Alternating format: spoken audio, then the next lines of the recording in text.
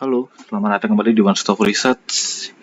Di episode kali ini kita akan membahas merger BUMN di tahun 2025 ya. Mungkin di episode sebelumnya saya udah bahas, cuma di sini saya akan bahas lebih detail lagi ya terkait dengan tanda-tanda apakah mergernya ini akan dilakukan apa enggak, khususnya merger di BUMN Karya seperti itu. Nah, kalau kita lihat ya dalam beberapa bulan terakhir ya, ini udah muncul berita terkait dengan target merger BUMN Karya ini akan selesai di tahun 2025, khususnya di akhir tahun ini. Nah, ini udah juga dijawab oleh salah satu sekretaris ya dari perusahaan BUMN Karya ya, Wijaya Karya atau Wika, di mana dia ini menjawab bahwa semua tim sedang bekerja, ada konsultan yang dituju oleh Danantara yang hampir setiap minggu mendiskusikan dengan teman-teman BUMN Karya bagaimana proses integrasi ini. Jadi merger ini udah dibicarakan ya dalam internal dari perusahaan-perusahaan di BUMN Karya. Jadi menurut saya ini udah mulai digarap ya, udah mulai progres. Cuman seperti pada umumnya ya, ketika ada aksi korporasi itu pasti ada tanda tangan yang namanya NDA ya. Jadi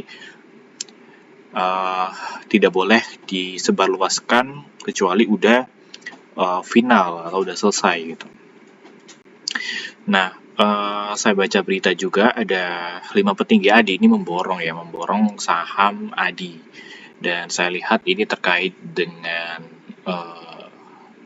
stock option ya, atau pemberian saham dari perusahaan, di mana ini sebenarnya seharusnya dikasih di tahun 2023, tapi karena Adikarya dan juga beberapa BUMN Karya ini mengalami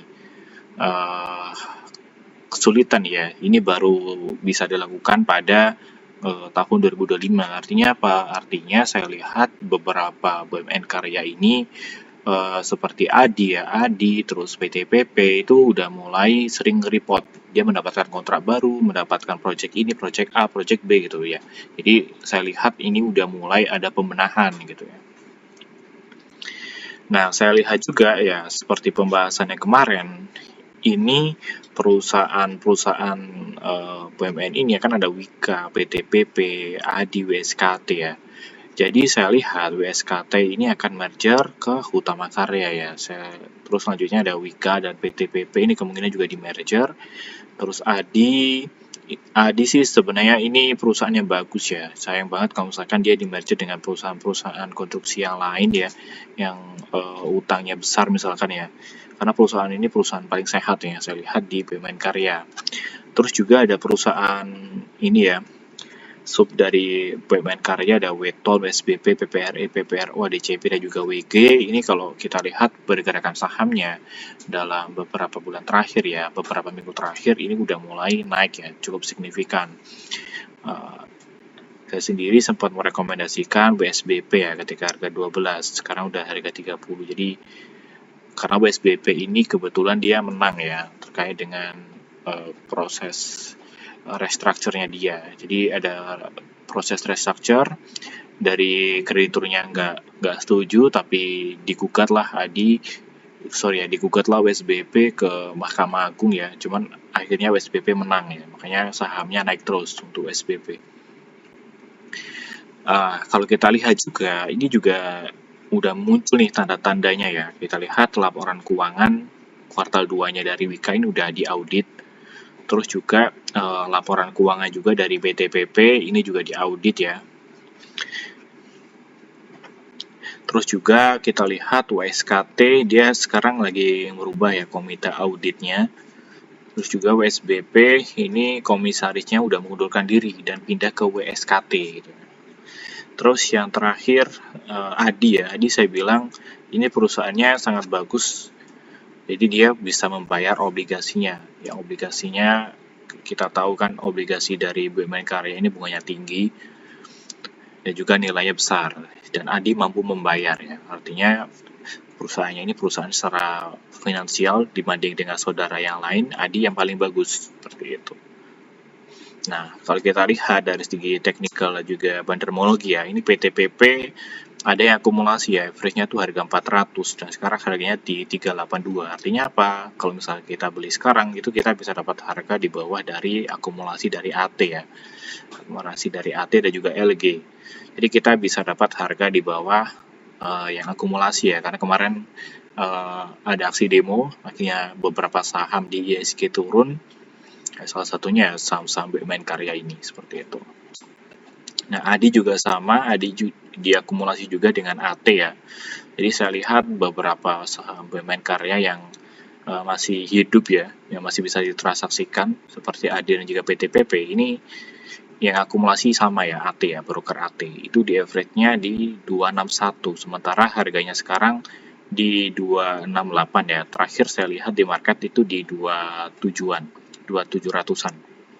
Sorry, di 270. Dan AT average-nya itu di 261 ya. Artinya apa? Kita beli sekarang itu average-nya nggak jauh dari average dari AT-nya ya. Seperti itu. Terus juga selain BUMN karya ya, ini perusahaan-perusahaan yang berkaitan juga dengan pembangunan seperti SMGR, itu juga saya lihat 1 bulan terakhir ini ada akumulasi yang cukup besar ya dari broker asing ya. Jadi ZP, BK ini mulai akumulasi nih di saham SMGR ya. Dan saya lihat yang jual juga YP, PD, SQ, XY ya, ini broker retail semua. Makanya saya lihat SMGR ini jadi menarik juga ya. Terus juga INTP 1 bulan terakhir juga akumulasi yang sangat tinggi ya dari broker RB. Broker RB ini kalau nggak salah dulu milik mantan pengendalinya INTP ya. Dulu kan INTP punya Salim, terus diakuisisi. Ini RB ini punya mantan owner lamanya, jadi dia sekarang lagi periode buyback ya, seingat saya. Dan yang jual ini PD, SQ, OD, CC ya. Ini broker-broker retail, tapi saya nggak yakin ini retail ya, karena jumlahnya besar. Cuman yang perlu di-highlight adalah RB-nya masih akumulasi terus. Jadi saham-saham yang lagi buyback itu biasanya sahamnya selama dia masih ada dana untuk buyback, bakal diakumulasi terus ya. Jadi potensi sahamnya naik itu masih sangat tinggi. Dan kenapa hal ini harus dilakukan ya manajernya? Karena saya yakin beberapa asuransi, beberapa reksadana ya, reksadana baik itu milik pemerintah atau swasta atau milik asing ya, itu pasti mempunyai saham-saham yang berkaitan dengan karya ya, seperti SMGR, terus ADI, Wika gitu, terus PTPP. Itu saya yakin beberapa reksadana bahkan asuransi ya dari pemerintah itu pasti mempunyai ya. Nah, kalau misalkan tidak dibenahi, ini pasti akan berat ya di position komposisi saham yang dimiliki oleh beberapa fund besar ya, seperti kayak contoh BP Jam Sostek ya. Makanya dia ini mengadakan investasi sahamnya di April 2025 ya. Waktu itu kan sahamnya beberapa saham ARB ya, karena habis libur lebaran, terus juga pemberlakuan tarif dari Trump, itu beberapa saham ARB. Dan setelah itu saham mulai pelan-pelan rebound ya. Dan saya harapkan nanti BP Jam Sostek ya, ibaratnya kita sebagai seorang investor itu kan melakukan averaging down ya. Averaging down membeli lagi di harga bawah biar average-nya di harga atas bisa turun ya. Nah, itu saya harapkan nanti bisa melakukan averaging down. Jadi ketika sahamnya naik itu bisa kejemput lah seperti itu. Oke ya, mungkin itu aja dari saya.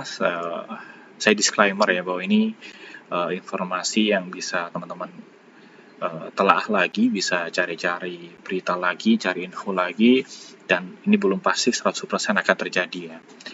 Jadi kalau misalkan teman-teman mau diskusi ya, atau mungkin tertarik jadi nasabah One Stop Research, bisa hubungi aja ya di 0811-888-4657.